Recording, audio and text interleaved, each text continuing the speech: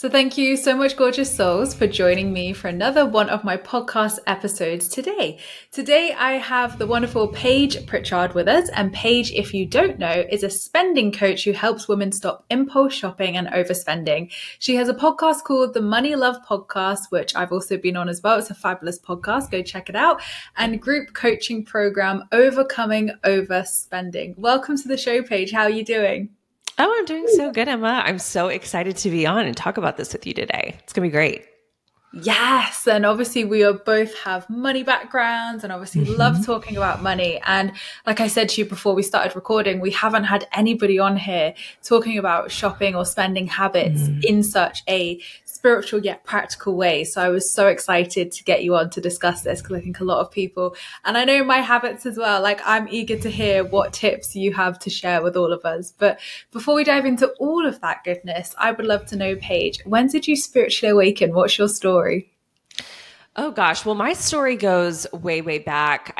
This was definitely before I had my spiritual awakening, but it is a really relevant part of my story and how I got to where I am and why I do what I do today. But it all kind of started in my younger 20s when I graduated from college. I do what a lot of millennials do nowadays. And I was buried in student loan debt. I had absolutely no savings, got my first job out of college. And I was like, listen, I'm going to go home and live with my parents for a year while I work this job. And I'm going to save all this money and I'm going to pay off my loans. And it's like, it's going to be fantastic. I'm going to make so much progress.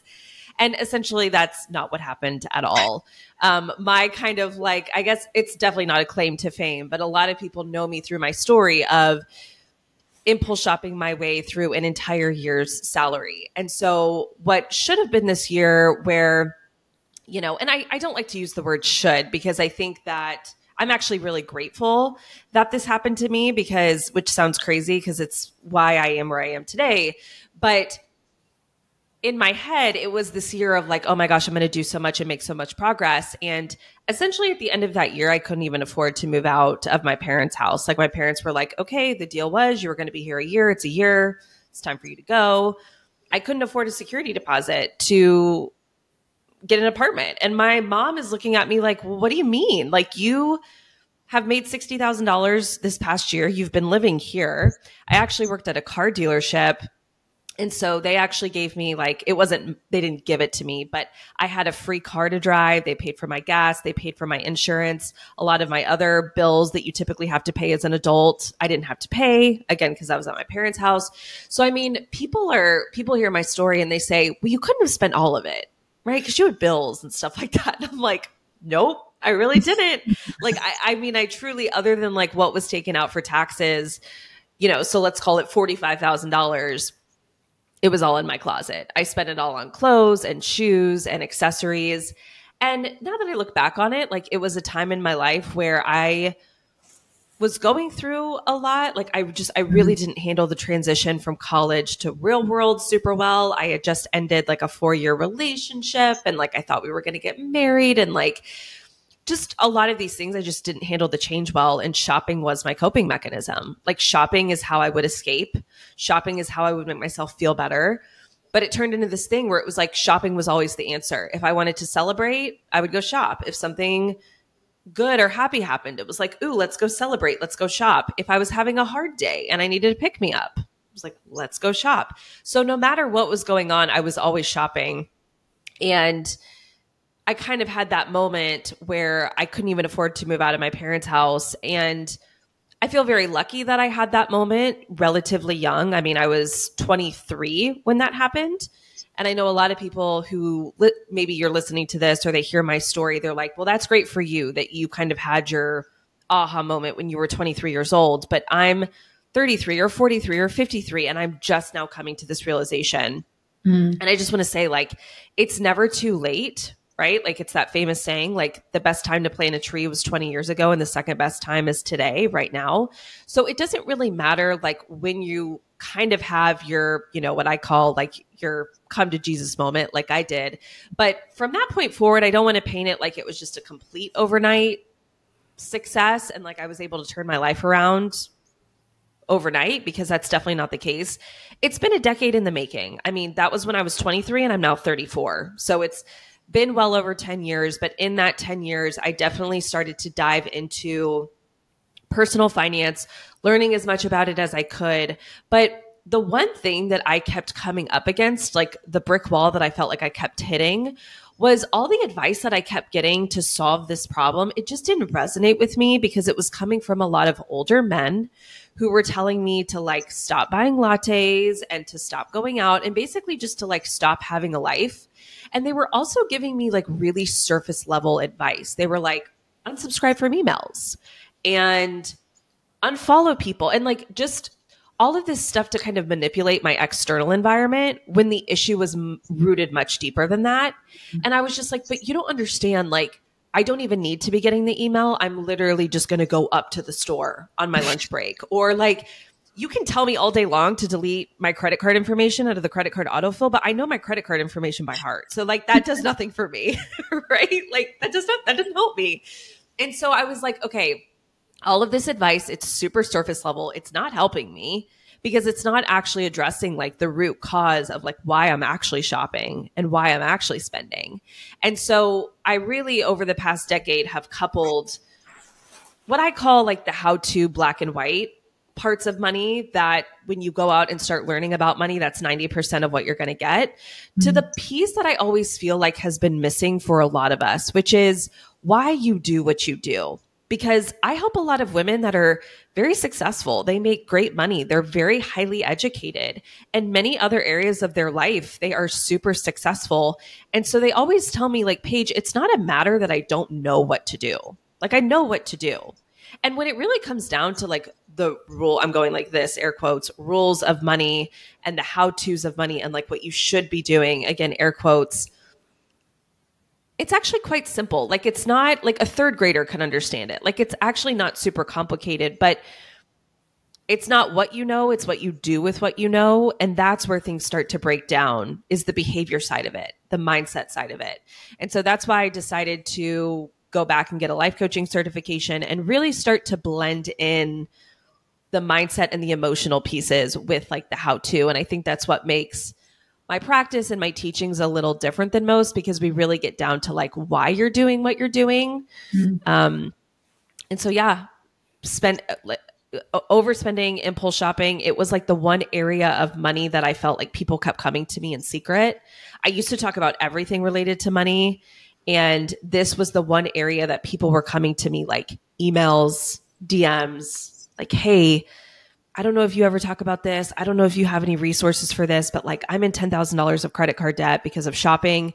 And I will say, I feel like in the past like 5 years, with three things really: the rise of social media, the rise of just technology, and how easy shopping has become. Like think about how much Amazon has changed our lives in the past, like not even 5 years. And the pandemic. I think the pandemic really poured gasoline on what had already been a problem for a lot of people. But then when people were stuck in their homes and bored or scared or anxious and we couldn't go anywhere, it's like, well, what are we going to do? I'm just going to get online and I'm going to shop. And a lot of us were getting a lot of money from, you know, like our respective governments and things like that. And so a lot of us just took it and spent it, right? It's like, let's go shop. So a couple of years ago, I really niched down to like, okay, this is something that people really need help with, but also like, there's just nothing out there to help people. There's no resources. And so I kind of decided to be that person, and it's my passion. Like it's what I was put on this earth to do. So long answer, but that's the background. But a beautiful journey. And, you know, thank God you did have that epiphany so young, because now obviously in the, 10, 11 years since, you've been able to then heal that relationship within yourself and now be able to help other people, you know, heal those relationships as well. So do you feel like, you know, going through that journey and having these aha moments, did it feel like a spiritual awakening or awakening of some sorts to, you know, come back home to yourself, to connect more to you, to get to the root?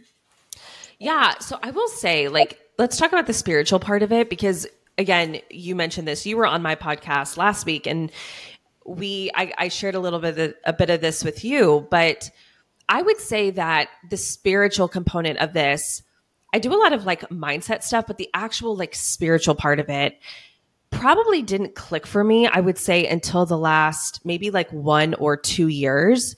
You call it being like a 90% manifester, which that like really clicked in my head. Cause when you said that, I was like, oh, that's me. I was definitely the person that would just try to like action, action, action in all areas of my life with money as well. And it was probably, I would say, a year or two ago when I really started to say like, okay, it still feels like something is missing. It still feels kind of like I'm like beating my head up against a wall in a lot of aspects. That's when I started learning a lot more about law of attraction and manifesting and realizing like, oh, there's this whole other component to it, which has been a really beautiful, I think, merge into everything else that I teach. But for me, the spiritual component, just being totally transparent, is still relatively new to me. And I still feel like I'm doing a lot of work in that area. So amazing. And, you know, awakenings can look like so many different things. You know, over the years, I've had very openly spiritual people here on the podcast, and I've had people who are like, do you know what, Emma, I probably wouldn't call myself spiritual. Or I've had what I would call an awakening, but I'm not sure if that is a spiritual awakening. So it's interesting that sometimes, and, you know, I find when, as I explained to you, when I had my kind of like pre-spiritual awakening when I found couponing, like, although I wouldn't call it a spiritual awakening, it was awakening of some sorts into my purpose, into helping people and finding my calling, so to speak. So I think there's lots of different awakenings in life that can give us those aha moments, like you say, and put us on our path to what we're meant to be doing. But let's get into the good stuff then, because everyone listening is going to be like, right, Paige, how do I know if I have a shopping problem? So what are the real reasons why we impulse shop? Yeah. So I love let's kind of break that down into two things. Cause to your point, let's first talk about like what you said, how you know if you have a shopping problem, right? I think that that's always kind of a good place to start. So I always like to start by defining, you know, my brand is kind of called Overcoming Overspending. And I do want to say this because it's a very catchy tagline. And I think when people hear the term overspending, our brains immediately go to, oh, okay, well, that just means that I'm like spending more money than I have, or I'm going into debt, or I'm just spending more money than I planned on spending. And yes, that can absolutely be overspending. I mean, that is overspending. I kind of define overspending as more like an overarching term. The way that I define it is just like any spending that you're doing that's not to your benefit. Any spending that you're doing that's taking you farther away from where you want to get to in the future and this future version that you have of yourself. And so a lot of people, I'm going to go through kind of these points of like how to know if you have a shopping problem. But I just want to say that if you hear the term overspending and you're like, well, I'm not going into debt and I'm not spending money that you don't have, that doesn't necessarily mean it's not a problem. Okay. So here's just some 5 easy ways just to kind of think through this. First of all, is shopping your coping mechanism? Do you find that you do a lot of shopping when you're in a negative emotional state and you're trying to make yourself feel better? Many studies have shown that compulsive shoppers, typically when they start shopping, they're already in a negative emotional state and they're trying to use shopping as more of like a pick-me-up. And so I always say, just bring some awareness to your spending and to your shopping. So maybe when you're out, like next time you find yourself going to Amazon or Sephora or whatever it is, kind of tune in and be like, what am I feeling right now? Like what's going on an emotional level? And am I using shopping as a coping mechanism, as a buffer to numb, to distract? That can be one key indication. Another one is that shopping to you is just more about like the high of the buy. Like you almost kind of seek it out for that euphoric feeling and to kind of get that rush. And the reason that this makes it more so like a problem, so to speak, is because when you're solely concerned on just getting that hit of dopamine and getting that rush and that high of the buy, you tend to be a lot less focused on what you're actually buying. It really could be anything. So you're a lot less focused on the product and the benefits that you're getting from the product and the value that's actually going to be like brought into your life from what you're buying. And it's more so just about like, I just want to entertain myself. I just kind of want that rush, that dopamine hit. And so because of that, you typically end up with a lot of stuff that you don't use and you don't get a lot of use out of. And that's kind of the third one. Like, do you have a lot of stuff that you're buying and afterwards you're like, I don't really know why I bought that. you're not getting a lot of use out of things. You kind of have like product graveyards, right? Like maybe underneath your bathroom sink, or maybe like in your pantry or in your closet, right? You have a lot of stuff that you've maybe worn once or still has the tags on them, which then kind of leads to, do you return a lot of things? And I'm not saying like returning things is bad, trust me. And I'm definitely not saying that you need to hold on to things that you spend your money on and then you realize after the fact, like, I don't like this or this isn't going to work for me. But what I'm saying is like, are you returning things more from the mindset of like, I know this just doesn't feel aligned to me. It's not like an issue with the product. It's more an issue with knowing that you spent your money out of alignment. And then you get it and you're like, this just doesn't feel right to me. And so you end up spending a lot of time returning things. And then also lastly, just like, is shopping starting to impact your life in non-financial ways? Yes, of course. Impulse shopping and overspending is going to affect your finances. So there's kind of like the obvious ones of like, are you going into debt? Are you not hitting financial goals that you want to be hitting? Again, is it taking you farther away from a financial perspective? But is this starting to impact your life in ways that aren't financial? Do you have a lot of clutter building up? I mean, studies have shown that clutter reduces our cortisol levels. It puts us in a low grade fight or flight response. It reduces it, or it sucks up a lot of our mental load. Are you spending a lot of time on shopping? Like, a lot of my clients come to me spending so much of their precious time on searching the new arrivals pages, buying things, tracking packages, unboxing things, returning things. Is it negatively impacting your relationships, right? Are other people in your life like starting to be impacted by this behavior? And is it something that you're kind of starting to hide, right? Like, you're hiding the stuff that you're buying maybe from your spouse or your partner, or maybe your roommates or things like that. So those are just all some signs that maybe this is getting to a point where it's kind of getting to the point where it's a problem. And then to your point, the three mindsets that I want you to keep in mind that can cause a lot of overspending are: I am what I do, I am what I have, and I am what other people think of me. So I can kind of break those three down just really quickly, but I am what I do. Be really careful when it comes to your spending habits and your shopping habits that you don't take shopping and take it on as like an identity. And I feel like when it comes to money, this is something that, like, spending and shopping is the one area that we tend to take and like assume as a part of our personality and assume as a part of our identity. I hear this a lot with my clients. They're like, oh, well, I'm the shopper, I'm the spender, and my partner's the saver. Or like, you identify like on a deep level as like, I'm a shopper, I'm a splurger, I'm a spender. And if you're going to take one thing from this episode listening to this, please take this, is that spending is not who you are. Being a shopper is not who you are. It's something that you do. Therefore, it's a skill. It's actually something that you can get better at. But this first one, I am what I do. We think that when we impulse shop, that makes us an impulse shopper. When we overspend, that makes us an overspender. You have to detach this from a part of your personality and your identity, because again, going into the psychology of it all, whatever you identify as, your brain will always be working in the background subconsciously to prove that true, right? And so if you have this identity as a shopper and a saver, you will always, or a shopper and a spender, you will always be living into that. Secondly, I am what I have. This is putting a lot of your self-worth in what you own. And this one's really hard to do because I feel just like this is just consumer culture that we live in. Like, consumer culture wants to tell you that you are only as good as what you own. The more you have, the more you own, the nicer stuff that you have, the more status you're going to have, the more popularity you're going to have, the more importance you're going to have just overall in society. And so when we buy into that and we think like, I am what I have, you are going to tie so much of your worthiness into what you own. So we have to learn to detach that. And then 3, I am what others think of me. This, of course, is a big one, right? Like, how much shopping and how much spending do we do simply to try to buy the praise, the validation, and the attention of other people?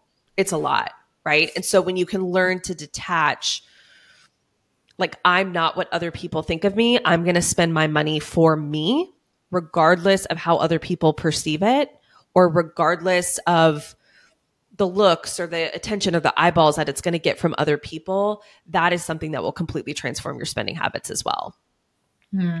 I mean, just wow. I feel like you've given us such a wealth of information and knowledge in there that I've just been like, yeah, taking notes. But there's 2 points that I really want to touch upon there from what you just shared, because all of it was so insightful and so useful. And I think a lot of us can really resonate with a lot of those points that you've kind of brought up. But the decluttering side, the clutter side of things is really important, because I know, especially in the years where I kind of hadn't identified my trauma or limiting beliefs, and I was kind of manifesting, I would say even before my manifesting days as well, when I was in my couponing days, you know, I suddenly had all this money that I hadn't had before. And because I had anxiety, because I had depression, you know, I had those emotions and feelings underneath me that loved to shop, to then, you know, for me, it was actually getting a bargain. So there is couponing and saving money.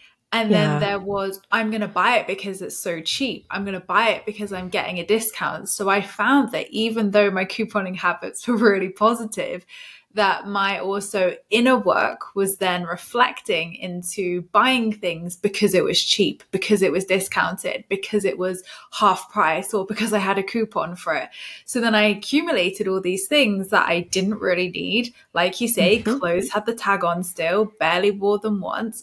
And, you know, like my mum, when I would donate all these clothes, because I'm like, I'm not going to wear them, I haven't worn them, she'd be like, Emma, the tags are still on them. And I would feel so much shame around that, of like, God, like even my parents are judging me now for my spending and clothes habits. So I feel like as I got into the spiritual side of things, I feel like this happened naturally, kind of like a detox of a lot of things in my life. But I feel like now I'm so different in my spending habits and even house and clothes habits, because I don't want a cluttered space, and I don't want to go through every autumn equinox and solstice and declutter and be like, you've just spent your money on shit again. And there's just stuff cluttering the place.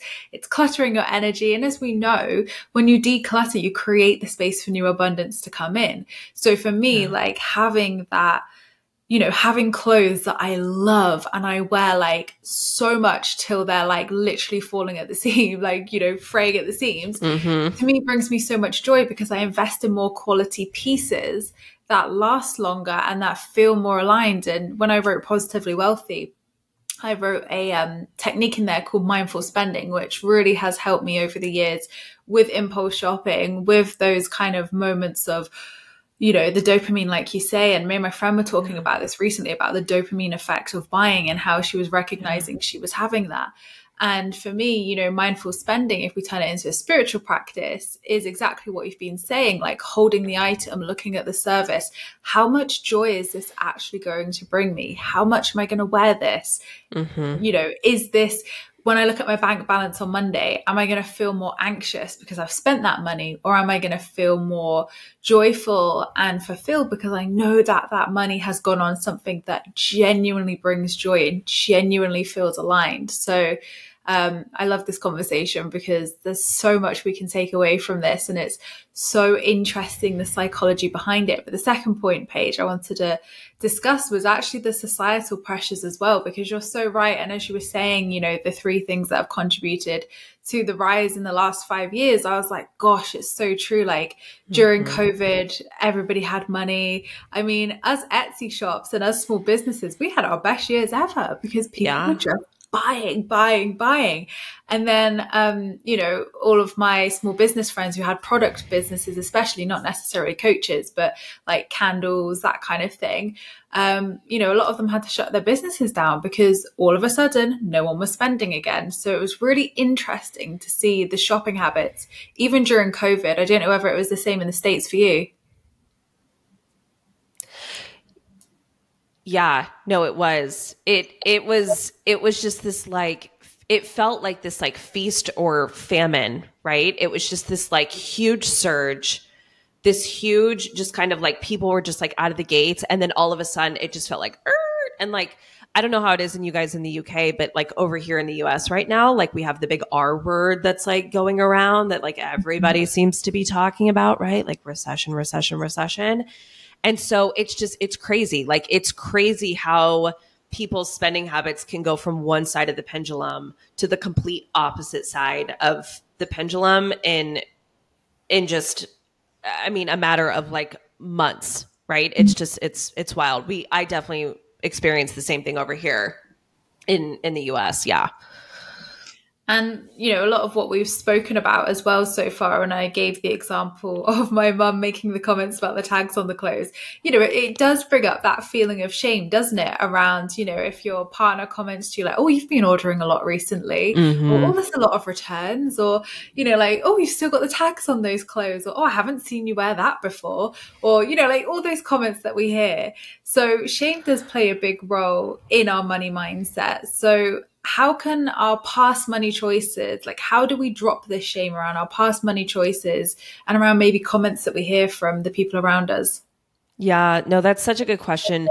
Shame is probably the one emotion that I see the most in my clients because again, there's so much shame that we attach to money in general, right? Like when we feel like we've done something bad or something wrong, or we're not as far along as we need to be with our money. Like shame is such a huge component of that. So I'll kind of give you 3 tips with shame. So my first, like, I guess most fun tip that I like with shame, which it's kind of weird to put like fun and shame in the same camp because obviously shame is not fun at all. But here's where I say to start. I'm like, okay, let's just try to like lighten the shame just a little bit. So I'm like, I want you to think whenever you're thinking about your past money choices that you've made, that you're not super happy with, maybe you're not super proud of, you have a lot of guilt and shame around them. I want you to think of, okay, this is the same thing as you looking back on the past version of you, maybe from like 5 years ago or 10 years ago, looking at like the old outfits that you used to wear. So, you know, like when you see a picture of yourself from like 10 years ago, like what's the first thing that you notice? You immediately look at like, what was I wearing? Right. And most of the time, like, especially if it's been a while, you look at what you're wearing and you're like, what was I thinking? You know what I mean? Like it's just like we kind of had this moment where we're like, oh, haha, like look at my outfit back then. Like all of these like things that used to be like cool and trendy that we used to like think that we looked so good. And so I'm like, when you do that, like when you look at a picture of your past self from 10 or 15 years ago and you kind of look at what you used to wear, you don't look at that version of yourself and go, oh my God, I can't believe you. You're such an idiot. You're so stupid. I can't believe that you actually thought that you would ever wear it. Like we don't just like immediately start with like the judgment and the criticism. We do kind of have this moment where we're like, oh my gosh, like that's kind of funny that like at one point I thought that looked good. But the reason that we can kind of have a lighthearted and almost kind of like a fun and compassionate view of our past selves in that way is because we remember and we understand that at the time we loved that outfit and we thought that outfit was like on point. Like we thought that we looked so good and you could not convince us otherwise, right? And so I'm like, take that same mindset and apply it to your money choices because I'm a firm believer that most of us are just doing the best that we can and making the best decisions that we can in the moment with the knowledge, expertise, and experience that we hold today. And a big mistake that I see a lot of people making, I hate to use the word mistake, but just something that I feel like a lot of people do that just doesn't serve us in any way, is we tend to judge and beat up the past version of ourselves for not having knowledge and information and expertise or experience that we hold today. Like a lot of times I'll hear the women in my community say like, but I should have known better. Like I should have known better. And when I ask them, well, why? Like, why should you have known better? They're always like, well, I mean, I don't know. I just feel like I should have known better. And I'm like, but that's the point though. Like the point though is that you didn't know better. And now you've acquired knowledge and you've gone through these life experiences that have taught you these very, very valuable lessons that you can now use to do better moving forward and make different choices for yourself moving forward that perhaps will serve you better and you like better. But beating yourself up and wallowing in the shame and saying like, I should have known better, when many times the truth is that the only way to know better is to make those mistakes. Like I had to make a $60,000 mistake to learn all of the life lessons that it taught me. And I could sit here today and I could wallow in that. And I could be like, oh my God, think about all the ways that my life could be so different if I didn't spend that $60,000 and I invested it or I paid off my debt. Like I could wallow in that. But the other thing about shame is that there's just like no point to it. Shame is not productive. All shame is going to do is have you hide and bury and avoid, which then is just going to make your financial situation worse, which is then just going to create more shame for you. So yeah, step one, just try, like when you're looking back on your past self and your money choices, try to have that like super compassionate view of yourself, just how you would if you were looking at an outfit that you were wearing 10 years ago, right? You're like, it's definitely not a choice that I would make today. It's definitely not an outfit that I would make today. But, you know, it's just like, at the time, we thought it was a super good decision, and we can have love and compassion for that version of ourselves. Realize that shame isn't making the problem better. And I feel like with money, like I think that the reason that we have so much shame with money is because we view money as this very like black and white rules driven resource. And when we think about money, we think about all the rules that we should be following. And so when we don't follow those rules, that's where the guilt and that's where the shame comes in. And so the third part of this is give yourself permission to make your own rules around money. Because when you can understand that there's no like black and white playbook that you need to be living by and following step by step verbatim, and you give yourself the power and the autonomy to almost in a sense like make your own rules, I find when we give ourselves that gift of doing that, it helps us release a lot of the shame, because shames come from shoulds. Shames come from, I should be doing it this way. I should be doing it that way. I'm breaking this rule. I'm breaking that rule. And when you can find a system for your money that you love and works well for you, not only can you release that shame, but then to your point, when other people start chirping and kind of making those comments, you kind of have your own confidence in knowing, I've found something that works for me. I know that this is going to get me to where I want to go. I know that it's aligned to my goals and my priorities, and this what feels good for me. So those are kind of the three ways that I approach shame. Like, have compassion for yourself, understand that shame isn't productive and it's not getting you to where you want to go, and drop the shoulds. Make your own rules and find that power, authority, and confidence within yourself to do that. And I think that's so empowering, because like with the example you gave of someone saying, you know, like, I should have known better. And I always say, well, there isn't money education. How can any of us know better when we're not taught how to manage money? We're not taught about debt, about credit cards, about spending, none of this, literally nothing. So how on earth would any of us have money education without lived experience, without making those mistakes and realizing, okay, here's how money works. Here's what feels good. Here's what doesn't feel good. So yeah, I definitely feel like money is such an area that creates so much shame and judgment, when actually we don't realize sometimes that there isn't anyone teaching us. Well, now there is obviously you and me and everyone else, but you know, like when you're when you're in school, like there's nobody there saying, here's what happens when you go into the big wide world. Here's how you interact with money. Here's, you know, how you save. Here's how you save for a house. Like there's none of that. And I think, you know, that's where a lot of the problems really stem.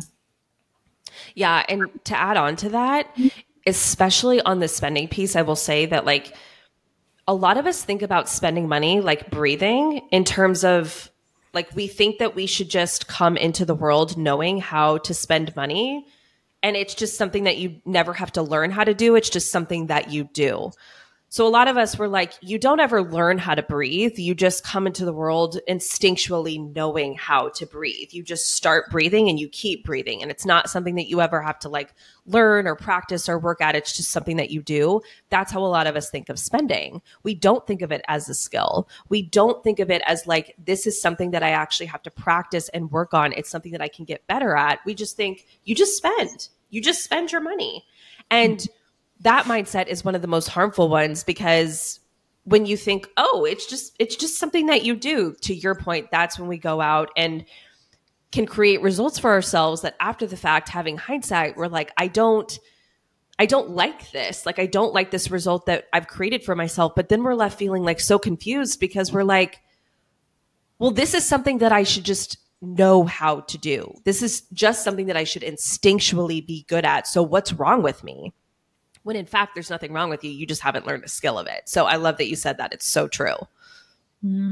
Absolutely. So Paige, I want to dive back into the social media side of things, because I think it's really interesting that you brought that up, and oh my gosh, so freaking true, isn't it? So what are the 4 harmful mindsets that social media instills in us that causes us to overspend? Yeah. So I just want to say, like, before I get into these 4, that social media has completely changed the game with our spending habits. And it's what I said at the beginning. I think that social media is really just the gasoline being poured on an open fire. And so if you are somebody who struggles with your spending habits, it's not that you can't be on social media at all. And in fact, like, I'm not even a big fan of telling you like, oh, you need to go unfollow all these people that trigger you. I actually think when you do this work, the inner transformation from the inside out, and again, you learn the skill of spending, you can actually still follow all the people that you want to follow.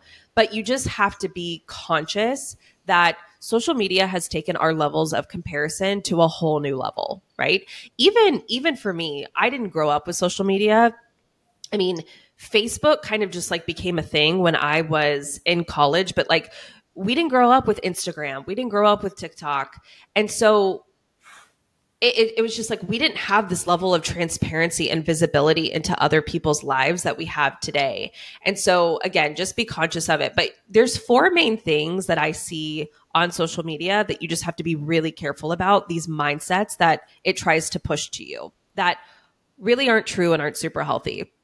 So the first one is that like you always need the newest and the best and the latest and the greatest, right? And it feels like you get something, and as soon as you get something, like the next version of it comes out. And social media is going to want to try to tell you that you always need to be upgrading to the new thing. And like if you don't have the latest version, like who even are you, right? So, but the thing is like the best thing that you can do, exactly what you said, Emma, is like extract as much value as you can out of your products.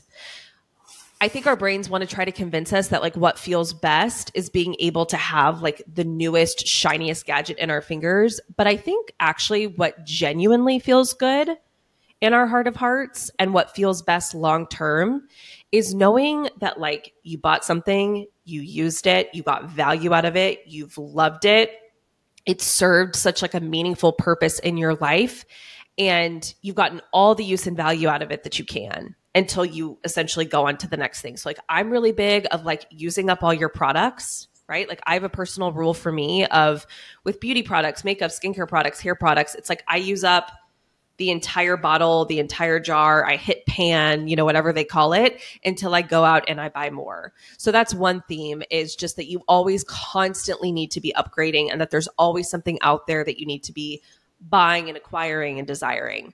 The second one is prioritizing instant gratification over delayed gratification. There's all of these trends on social media, like little treat culture, right? Like, oh, I'm just going to go out and get myself a little treat, which listen, y'all, there's nothing wrong with going and getting yourself a treat.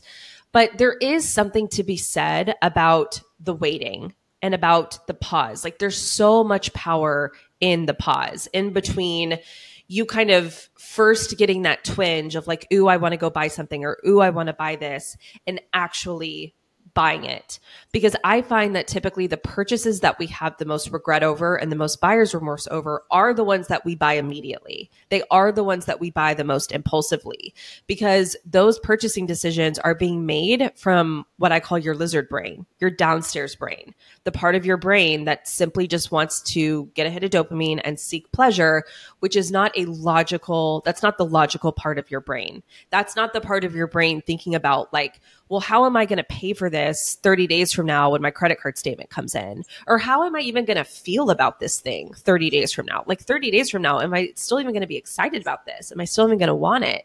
So social media is all about instant gratification. It is all about going and doing what you want when you want. And I think that there's definitely part of it of like, we don't have to deprive ourselves. We don't have to live in this bubble. We don't have to just not have any fun. But there's actually so much pleasure and so much goodness in the waiting, especially with our purchases. The second one is getting yourself into an all or nothing thinking. This is what social media promotes. And this especially, I feel like, is true when we enter into new stages of our life. Like when you move into a new apartment, you have to furnish your entire apartment. Like your entire apartment has to be completely furnished. When you have a baby, you need all of the baby gear, like all of it. When you start a new job, you need a completely new wardrobe. And so we get into this like all or nothing type of thinking that when we enter in these new phases of life, it's like it has to be complete immediately. When really it's like the best thing to do is to work yourself into the stage of life and to live a little bit of life in that stage and actually figure out like, what do I need? What do I like?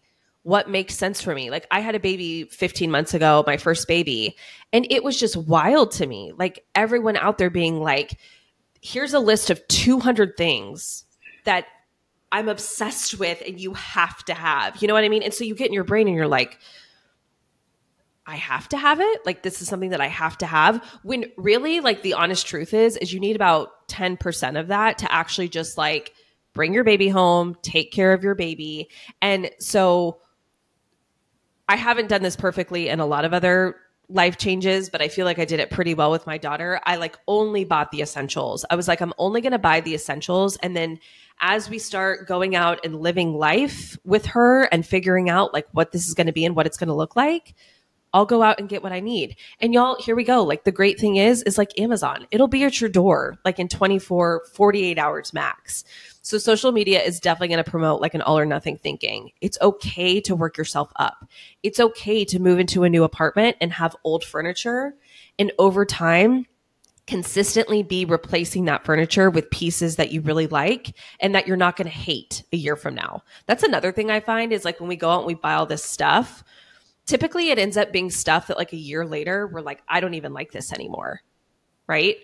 So that's the third one. And then the fourth is that more is better. I think we have this idea that the more stuff I have, the happier I'm going to be.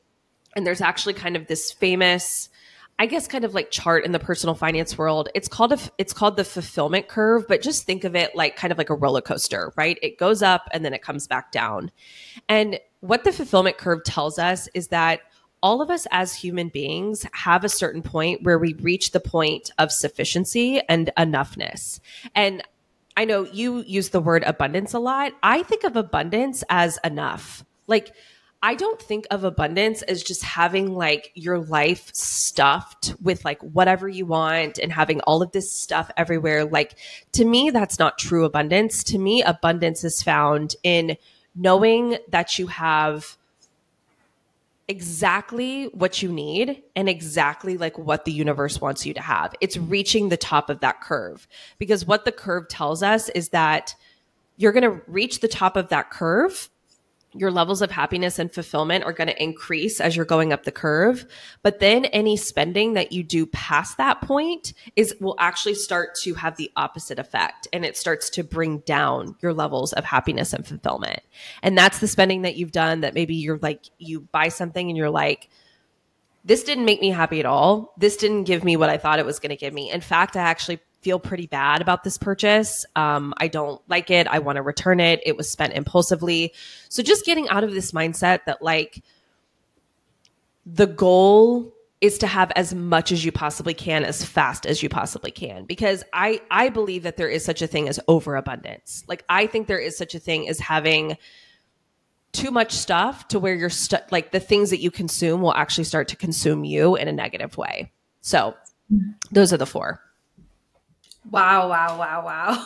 And I just love all 4 of those because it's so true. And even what you were sharing there about having an overabundance, like nobody talks about that, but absolutely, like you say, it can start to consume you. And I feel like when we have enough abundance, like you say, you know, where all your needs are met, you're fulfilled, you're happy, you're achieving your dreams, and that's good.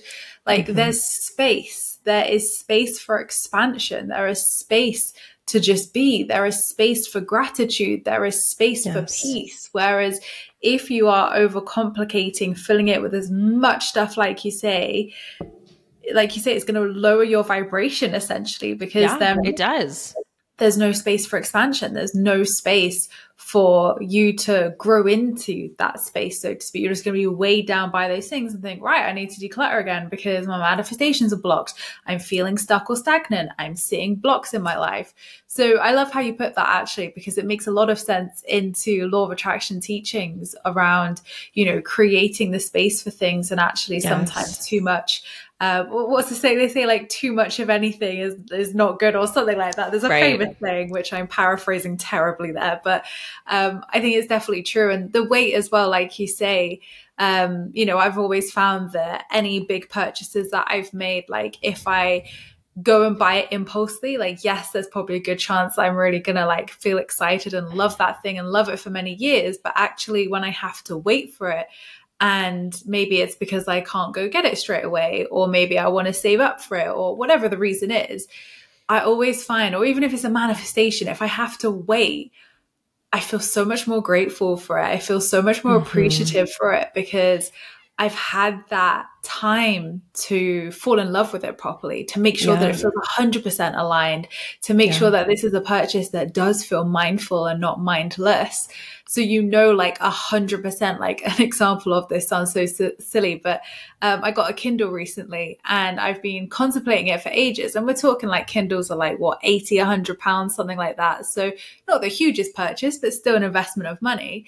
And for ages, I was like, what's the point, Emma? You prefer paperbacks, just don't buy it. Like I was talking myself out of it for ages, because I was like, no, put it off. But actually, when I realized that I did really want this Kindle, that 6 months later, I was like, I still want this Kindle. It still feels good. When I got it, it was like the holy grail. And like, honestly, it was like my favorite birthday present, Paige, because I was like, it feels so good now. And I got it as a gift as well, which was even better. And it sounds so silly, but that wait really made me be 100% sure I wanted that. And I wasn't just going to have it sat in the drawer for months and months, not used. But also then it felt more special, and it, you know, I had more gratitude for it.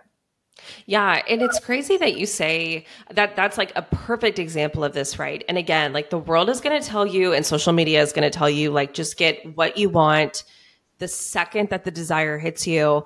But to your point, like the psychology behind it shows that there's actually so much pleasure in the waiting, because scientists call dopamine the anticipation molecule, which essentially means that dopamine is released, yes, when we get whatever pleasurable stimuli that that we're wanting. So like, yes, we get a hit of dopamine when we swipe the credit card and we spend the money. But most of the dopamine that we get is actually released in the anticipation of something. And that's why like so many studies have shown, or there's this really famous study that showed that most people actually get more enjoyment and more happiness out of the period of time leading up to a vacation than they actually do on the actual vacation itself, right? And that's because of this, of how dopamine works with anticipation. And like for me, I always say like my favorite day of the year is not Christmas Day, it's Christmas Eve day. Like I love the day before Christmas, because it's just like you're in this like buzz and this energy of just like this anticipation of like what's to come. And then it almost feels like Christmas Day. I mean, Christmas Day is great, but like Christmas Day, you're kind of like, oh, like it's over. You know what I mean? And a lot of my clients tell me that, you know, they're like, once we learn this skill of waiting and saving up for things, or even just giving, even if you already have the money for it, like even if, you know, to your point, it's like you wanted the Kindle, and I'm sure when that desire hit you, you had the $80 or $100. It's like you could have gone and bought it in that moment if you wanted to. But the fact that you waited on it, it's like, yes, you're going to get pleasure and the anticipation of it. Then when you get it knowing this is something that I want. This is something that I'm going to use. And it's almost just like I've waited for this. Like, and so I always say there's so much waiting and also so much pleasure. There's so much pleasure in the waiting. So waiting to buy things, again, I know it goes completely against everything basically you're going to hear out in the world, but it's so underrated. It's so underrated. Like it actually feels so good to like wait and save up for your purchases. It's the best. It is so much more fulfilling, I think, as well, to be like, wow, like I've for 2 months or whatever, like put that money aside and now I have that. And I think, you know, as well, because I know that coming from a money background as a banker and as a money saver, and now obviously spirituality, you know, I know a lot of people would think that that probably sounds like a lack mindset. And does that actually block money manifestations and abundance by having that mindset? But I have honestly never found that. And I've never found that because it enhances gratitude. It enhances positive money spending, and you feel more abundant because you are, you know, saving, but using your money in more mindful ways, which always is going to create more abundance. The problems I see with money mindset is that people will go out and frivolously spend and think like, oh, well, I'm showing the universe I'm abundant. Yay, go out and spend this. Then they look at their bank account on Monday morning and they're like, oh, crap. And they're filled with anxiety. They're filled with that fear. And none of that is ever going to make your bank balance magically feel more abundant because you're mindlessly spending. So even though when you're mindful spending, your bank balance may be going down, you know that every single transaction, every single purpose feels aligned, whether that's because you've saved for it and you've waited, whether that's because it feels like that hell yes in that moment. So I think being more intentional with our spending, with our money, can never, ever promote lack, because being intentional is the whole part that is missing a lot of money teachings. Yeah. And you touched on a point that I talk on a lot.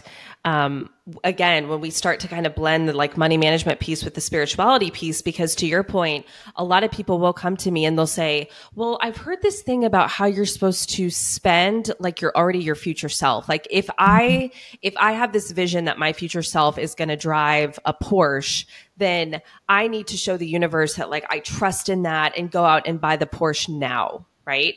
And to me, I'm like, listen, I think exactly what you said. I'm like, if anything, I think that that's taking you farther away from ultimately this thing that you want, because I think that having the desire for something and, you know, like that your 5-step process that you walk your community through, right? Like asking for something and being very clear and specific on what you want.